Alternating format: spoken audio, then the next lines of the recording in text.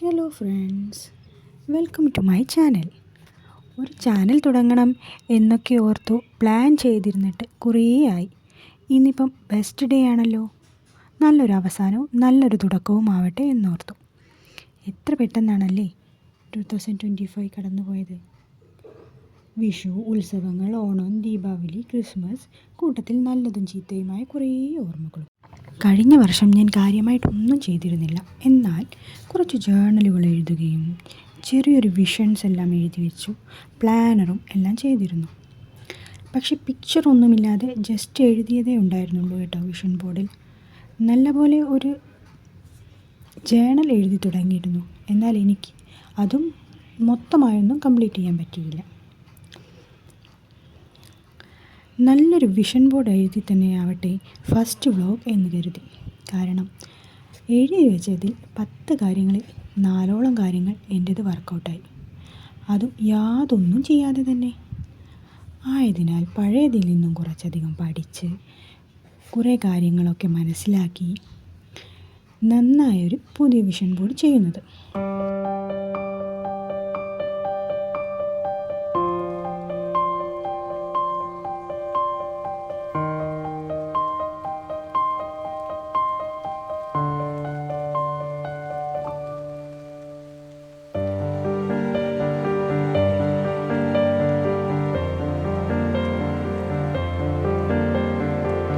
അതിനായി നമുക്ക് ശാന്തമായൊരു സ്ഥലം തിരഞ്ഞെടുക്കാം.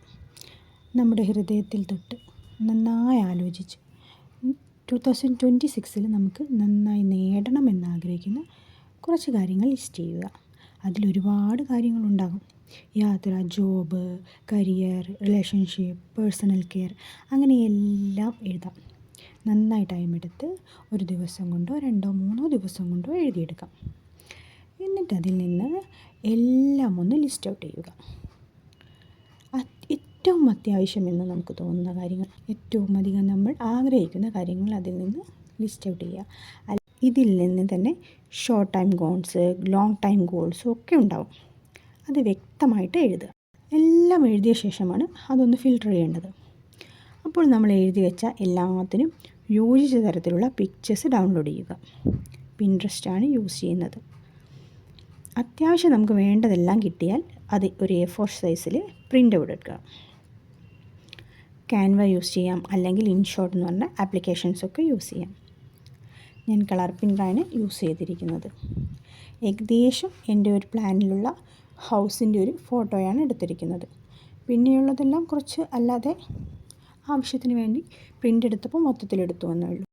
നമുക്ക് വേണ്ട മോട്ടിവേഷണൽ ക്വാട്ട്സ് ഞാൻ ഹാൻഡ് റൈറ്റിംഗ് ആയിട്ട് തന്നെ എഴുതിയതാണ്.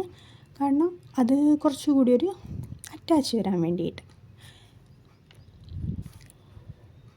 വൈറ്റ് പേപ്പറിൽ എഴുതിയിട്ട് കട്ട് ചെയ്ത് ഒട്ടിക്കാം. എല്ലാം വെട്ടി വൃത്തിയാക്കി വെക്കുക. എന്നതിന് ശേഷം നമ്മളൊരു എന്തിലാണോ ഈ വിഷൻ ബോർഡ് ചെയ്യാൻ ഉപയോഗിക്കുന്നത്, ഞാനൊരു വൈറ്റ് ബോർഡാണ് എടുത്തിരിക്കുന്നത്. ആ വിഷൻ ബോർഡിൽ എല്ലാം ഒന്ന് അറേഞ്ച് ചെയ്ത് സെറ്റ് ചെയ്യുക. ശേഷം പേസ്റ്റ് ചെയ്യുക.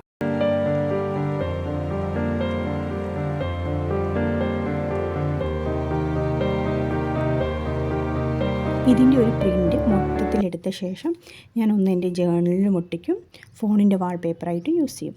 നമ്മളെപ്പോഴും അത് കണ്ടുകൊണ്ടിരിക്കാൻ വേണ്ടിയിട്ടാണ്. അപ്പോൾ നമ്മുടെ മനസ്സിൽ അതിന് വേണ്ടി വർക്ക് ചെയ്യണമെങ്കിൽ വർക്ക് ചെയ്യാനുള്ള ഒരു മോട്ടിവേഷണൽ വരും. അങ്ങനെ ചെയ്യുന്നതിലൂടെ ഏറ്റവും ബെസ്റ്റായിട്ടുള്ളൊരു ഔട്ട്കം കിട്ടുമെന്നാണ് എനിക്ക് തോന്നിയിട്ടുള്ളത്.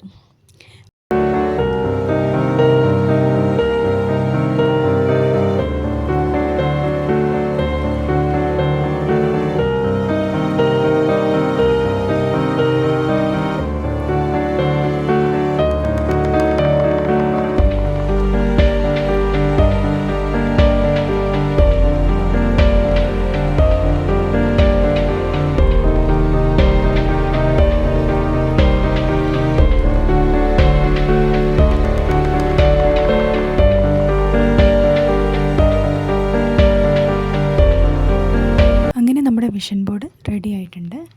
നന്നായിട്ടുണ്ടോ എന്ന് കമൻറ്റ് ചെയ്യണം. എന്നിട്ട് നമ്മളിത് എപ്പോഴും കാണുന്ന നല്ലൊരിടത്ത് വെക്കുക. കേടായി പോവാതെ നമുക്കെപ്പോഴും കണ്ട് അതിൽ നിന്ന് നമുക്ക് നമ്മുടെ മനസ്സിൽ മെമ്മറിയിലേക്ക് അതിങ്ങനെ കയറുന്ന ഒരു നല്ല സ്ഥലത്ത്, എപ്പോഴും കാണുന്നൊരു സ്ഥലത്തായാലും മതി. എല്ലാവർക്കും നല്ലൊരു ന്യൂ ഇയർ ആശംസിക്കുന്നു. എല്ലാവരും ചെയ്തു നോക്കണം.